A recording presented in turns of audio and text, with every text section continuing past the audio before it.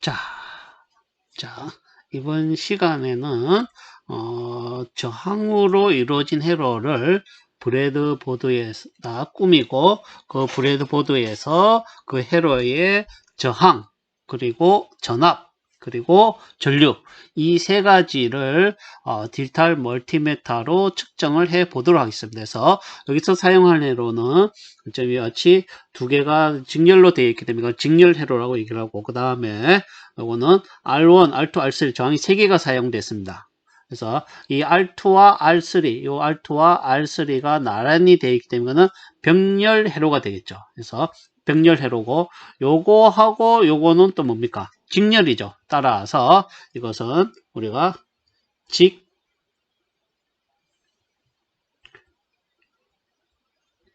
직병렬 회로다라고 우리가 얘기를 합니다. 그래서 이 두 가지 회로에 대해서 실제 브레드보드에 꾸미고 그리고 실험을 해 보도록 하겠습니다. 그래서 먼저 이거는 직렬 회로죠.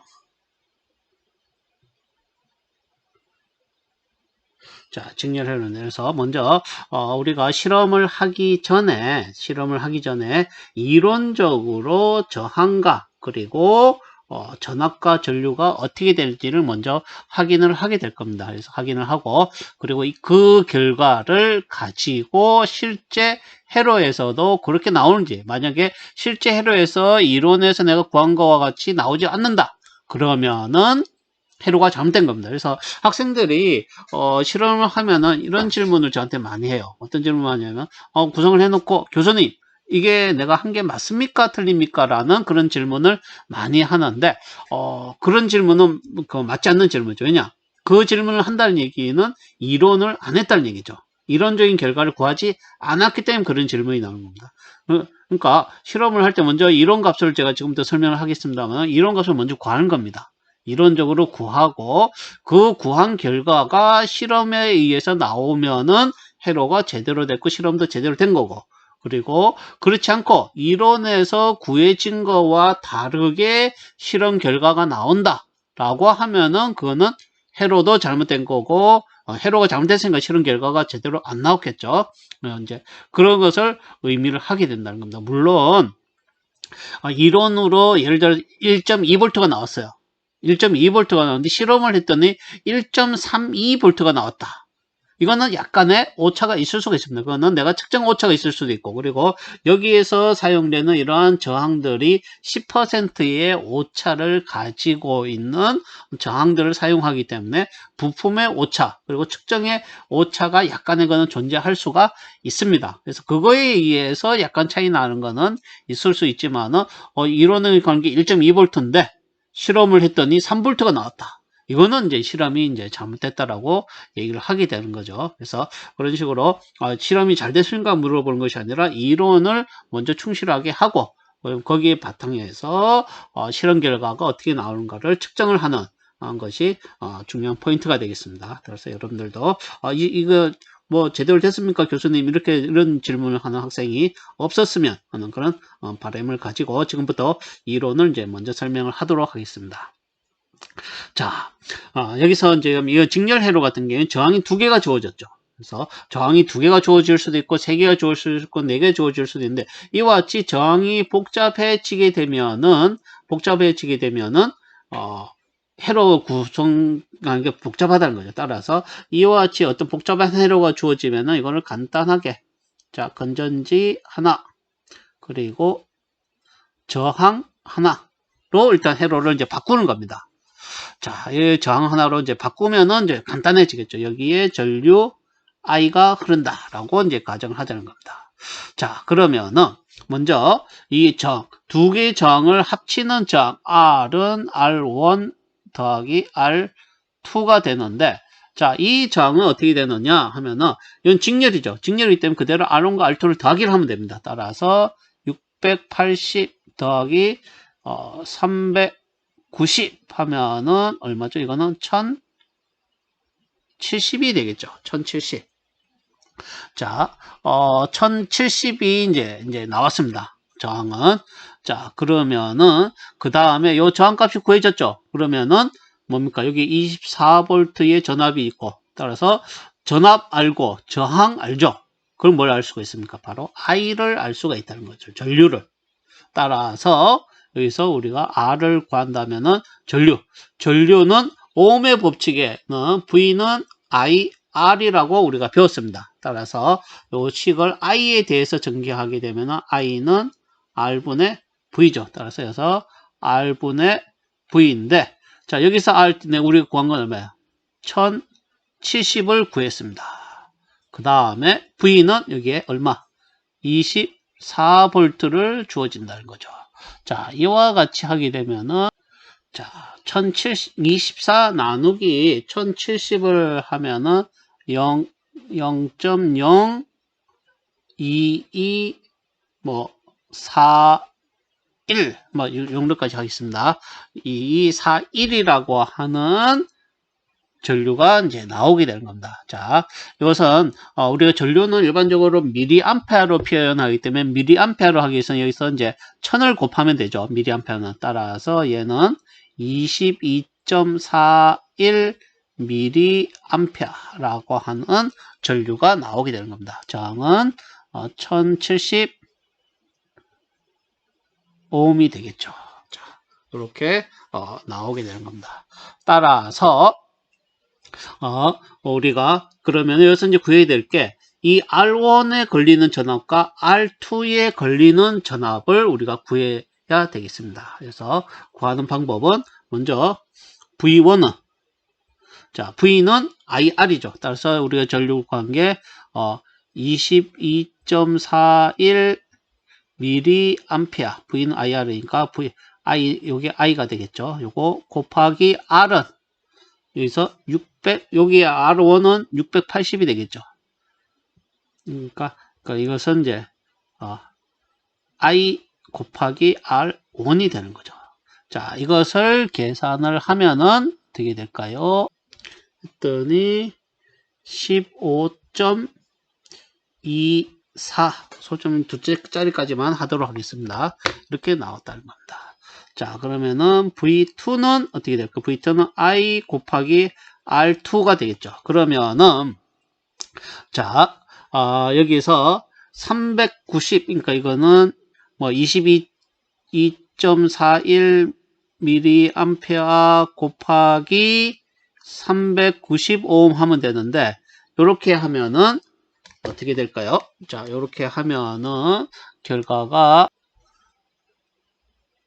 8.74가 나오네요. 8.74가 나옵니다. 따라서 15.24, 8.74가 나왔습니다.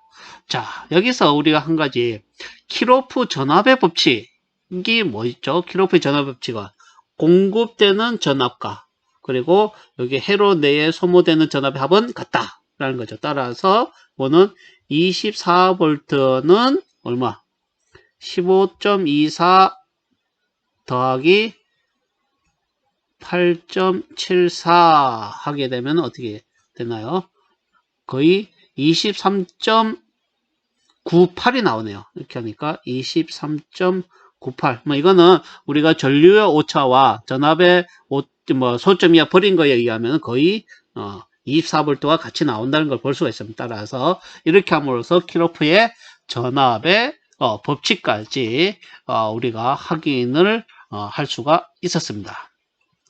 자, 그래서 여기서 이제 중요한 건 결론적으로 보게 되면은 이거의 합성저항을 먼저 구하고 그 다음에 두 번째로 해야 될 것은 이 합성저항을 이용을 해서 이 회로 내에 흐르는 전류, 이 회로 내에 흐르는 전류를 우리가 구하게 되는 겁니다. 구했더니 22.41이 나왔죠.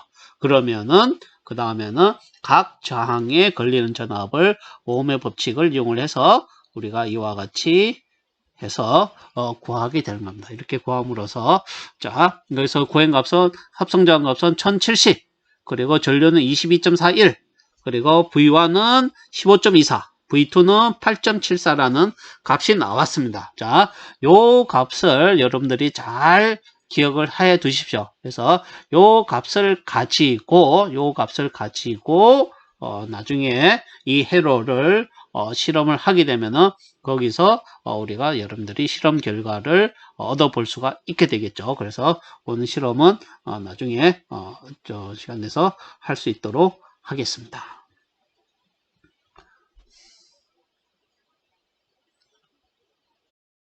자, 이번에는 병렬회로에 대해서 한번 이제 알아보도록 하겠습니다. 자, 이 병렬회로는 좀 이제 복잡해집니다.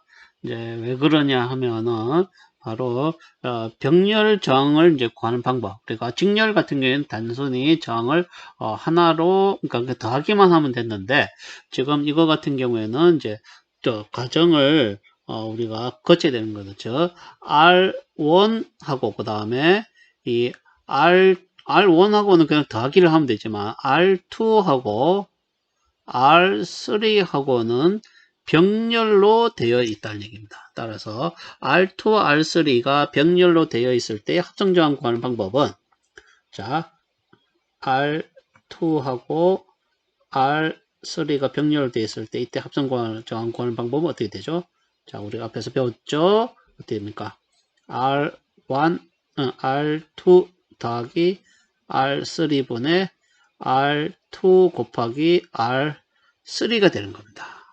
자, 요게 우리가 병렬일 때에 이제 밑에는 분모는 더하기, 분자는 곱하기를 하면 된다고 그랬습니다. 따라서 이것의 합성저항을 구하는 방법은 470 더하기 330 그리고 470 곱하기 330 자, 이렇게 했더니 제가 미리 한번 구해봤습니다. 그랬더니 193.8 875가 나오는데 뭐 4로 하겠습니다. 반올림해서 194ohm이 나오더라고요. 뭐 이거는 이제 우리가 이 저항 자체가 오차를 가지고 있기 때문에 우리가 일단 이렇게 구해도 뭐 크게 문제는 없습니다. 따라서 합성을 했더니 194가 되더라는 얘기입니다. 따라서 이 전체의 합성은 자, R이라고 하는 것은 R1 더하기 R2와 R3의 병렬. 요 표시는 이제, 병렬을 의미를 합니다. 자, 요렇게 하게 되면은, 결론적으로 R1은 680이 되겠죠. R2와 R3 병렬은 우리가 얼마였습니까? 194가 되겠습니다. 자, 이렇게 하면은, 180, 그러니까 680하고, 그 다음에 194 더하면 874가 나오더라는 거죠. 따라서 874 ohm이 이제 나왔습니다. 그래서 이 회로의 합성 저항은 모든 저항을 다 하면은 874 ohm이 나오더라라는 것을 우리 일단 기억을 하고요. 그리고 여기에 흐르는 전류가 바로 요 합성 저항에 의해서 흐르는 전류가 되겠죠. 따라서 전류 I는 어떻게 됩니까? I는 뭐죠? I는 R분의 V죠. 따라서 R은 여기서 합성 저항이 874가 나왔고요. 전압은 24V가 나왔죠. 따라서 이 24 나누기 874를 가지고 계산을 하면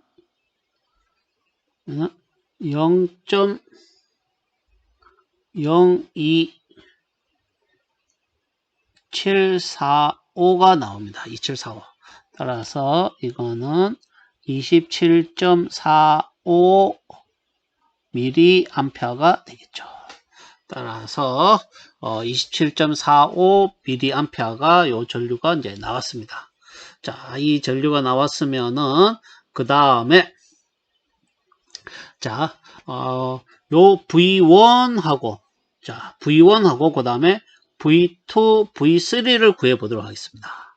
자, V1이라고 하는 것은 어떻게 됩니까? V는 IR이죠.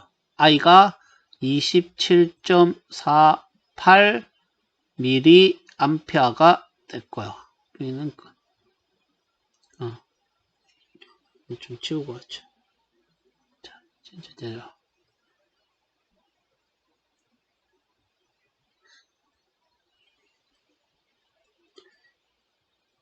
자, 우리가 V는 V1이라고 하는 것은 I 곱하기 R1이 되겠죠. 그거는 I는 27.45 mA가 되는 거고, 요거 곱하기 R1은 680이 되겠죠. 이것을 구하면은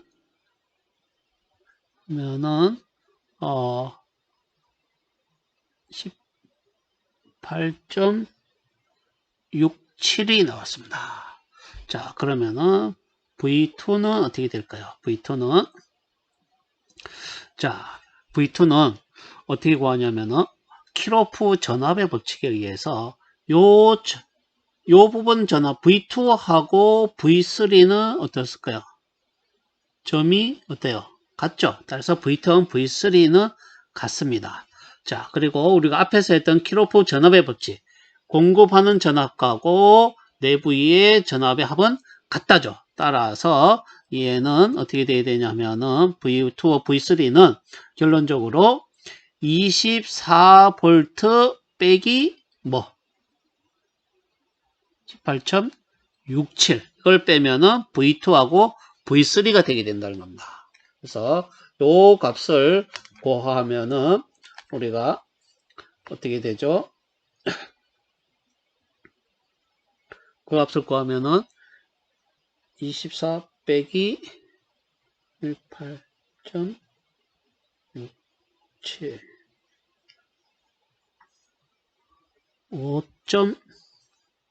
5.33이 되겠죠. 따라서 5.33이 된다는 얘기입니다. 그래서 R2 양단에 걸리는 전압도 5.33, R3 양단에 걸리는 전압도 5.34. 그것은 요거는 우리 키로프 전압의 법칙에 의해서 나오게 된 거죠. 따라서 이것을 가지고 뭘 구하냐 하면은 바로 I2와 I3를 구할 수 있는 거죠. I2는 어떻게 됩니까? I는 R분의 V죠. 따라서 R은 470이고 V는 여기서 5.33 구했죠. 5.33 이것을 우리가 구해 보면은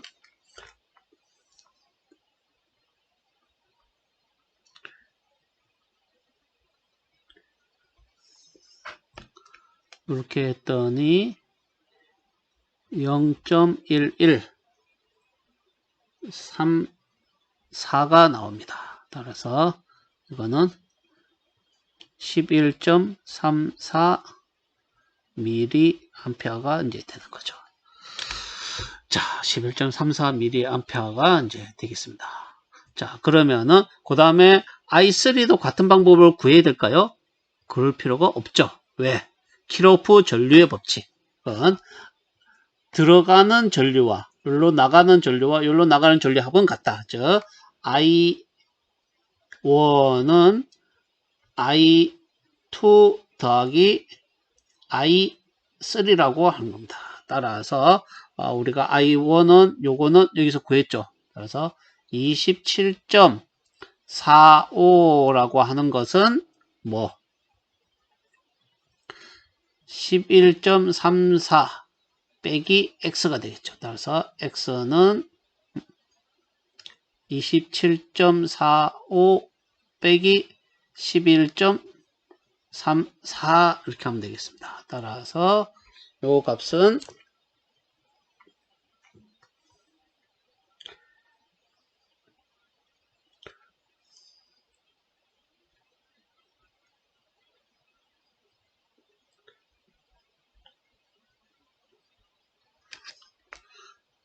16.11이 되겠죠. 자, 뭐 좀 계산이 되게 이제 복잡하게 이루어졌습니다. 자, 이것을 다시 한번 정리를 해보도록 하겠습니다. 그래서 뭐 여러분들 기억을 메모를 해두세요.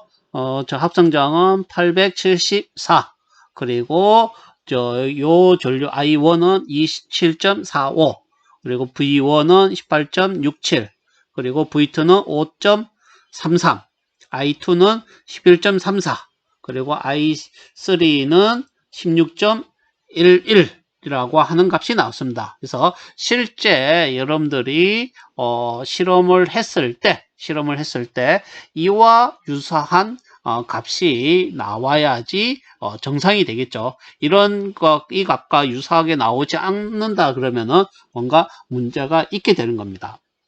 자, 그래서 좀 복잡하기 때문에 이걸 한번 그냥 수식으로만 다시 제가 정리를 해서 한번 설명을 해 보도록 하겠습니다. 자, 이걸 전체적으로 한번 다시 지우고 수식만 가지고 설명하겠습니다. 자, 먼저 합성 저항을 구해야 됩니다. 합성 저항을 구하기 위해서는 R이라고 하는 것은 R1이 있고 그 다음에 R2와 R3가 병렬이고 이거하고 R1은 직렬이기 때문에 우리가 수식으로 R1 더하기 R2와 R3는 병렬이다 라고 볼 수가 있겠고요. 이것을 우리가 다시 쓰게 되면 R1 더하기 요거 R2, R3 병렬을 구하는 방법은 분모는 더하기, 분자는 곱하기 이런 식으로 하면은 합성 저항을 구할 수가 있게 되겠습니다. 일단 합성 저항을 직렬에서도 했지만 일단 합성 저항을 구하고 나면은 두 번째로 해야 될 게 뭐냐면은 전류를 이제 구하는 겁니다. 그래서 이 전류는 요 루프로 흐르는 전류를 구하면 되는 겁니다. 그래서 이 루프를 통해서 구하는 전류는 뭐냐면은 요 저항값하고 요 전압에서 I는 R분의 V라고 하는 오음의 법칙을 사용을 하면 됩니다. 그래서 따라서 요거는 R분의 V가 얼마죠? 24V가 되게 되는 겁니다. 그래서 요 저항 R 값은 요게 되는 겁니다. 이렇게 하면은 I가 구해지게 되는 겁니다. 자, I가 구해졌으면은 그 다음에 V1, V2, V3를 이제 구해야 되는 거죠.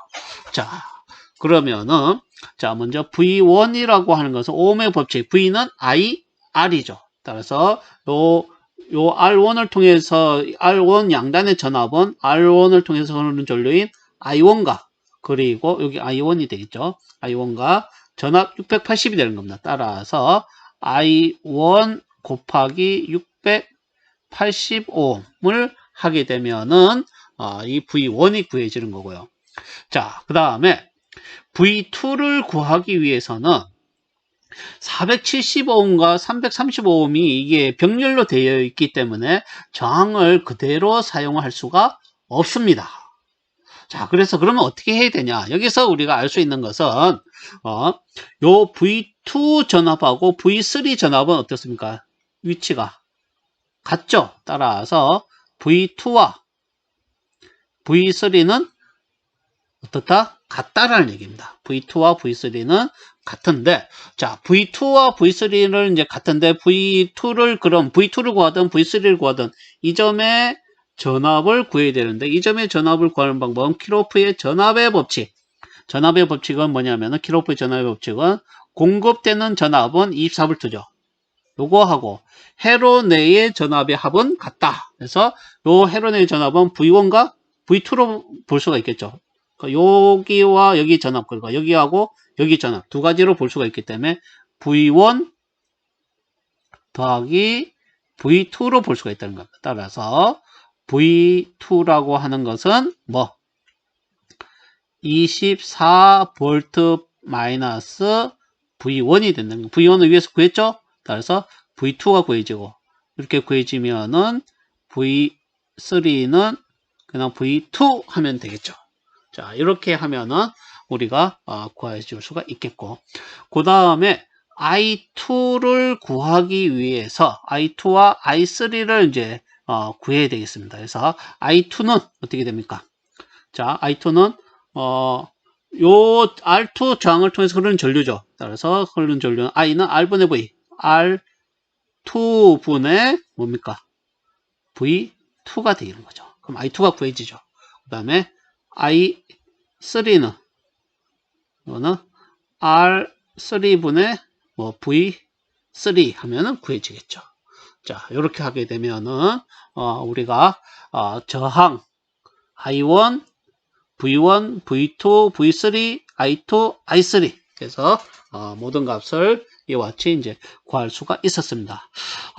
먼저 이 실험을 설명을 하고 실험을 하려고 했는데 지금 시간이 거의 벌써 다 됐네요. 그래서 요 실험은 여러분들이 실제 학교에 와서 실험을 이제 오프라인으로 하는 수업할 때 하는 걸로 하겠습니다. 그래서 이렇게 해서 7주차 수업이 마쳤고요. 8주차에는 이제 중간고사가 있겠죠. 그래서 중간고사 이제 시험은 레포트 방식으로 할지 아니면은 이거 1학기처럼 과제 형태로 할지 그거는 아직 학과 전체에서 정해진 게 없어가지고 정해지면은 전체적으로 고지를 하고 중간고사 8주차는 중간고사 형태로 시험을 치고 그 다음 한 주 쉬고 나서 그 다음에 11월 초 첫 번째 주 아니면 11월 첫 번째 주에는 여러분들이 등교를 해서 저하고 같이 지금 오늘 설명한 이 회로를 브래드포드를 통해서 한번 만들어서 실험을 하는